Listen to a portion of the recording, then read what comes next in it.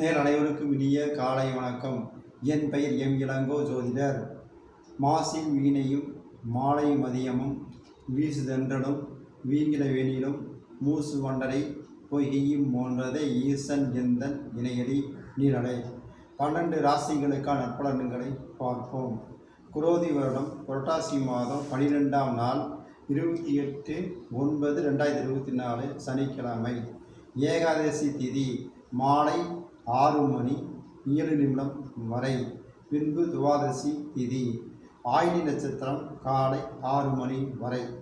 நல்ல நேரம் காலை 7:45 முதல் 8:45 வரை. மாலை 4:45 முதல் 5:45 வரை. மேசராசிகளுக்கு தெய்வ பலத்தால் உங்கள் விருப்பம் நிறைவேறும். குடும்பத்தில் ஏற்பட்ட பிரச்சனை முடிவுக்கு வரும். அம்மன் வழிபாடு செய்வது நல்லது. ரிஷபராசிகளுக்கு மகிழ்ச்சியான நாள். எதிர்பார்த்த தகவல் வரும். முருகன் வழிபாடு செய்வது நல்லது. மிதுனராசிகளுக்கு மனம் போல மாற்றங்கள் ஏற்படும். பணிகளில் திறமை படிச்சிடும். கணபதி வழிபாடு செய்வது நல்லது. கடகராசிகளுக்கு எதிர்ப்புகள் விலகும். ஏமாற்றங்களிலிருந்து விடுபடுவீர்கள். பெருமாள் வழிபாடு செய்வது நல்லது. சிம்மராசிகளுக்கு வெளி வட்டாரத்தில் மதிக்கப்படுவீர்கள். உறவினர் வருகையால் சில உதவிகள் கிடைக்கும். சிவன் வழிபாடு செய்வது நல்லது.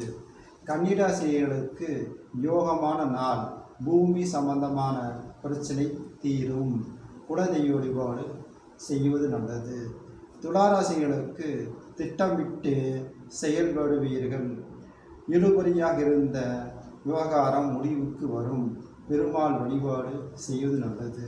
விருச்சிகராசிகளுக்கு கவனமுடன் செயல்பட வேண்டிய காலகட்டம்.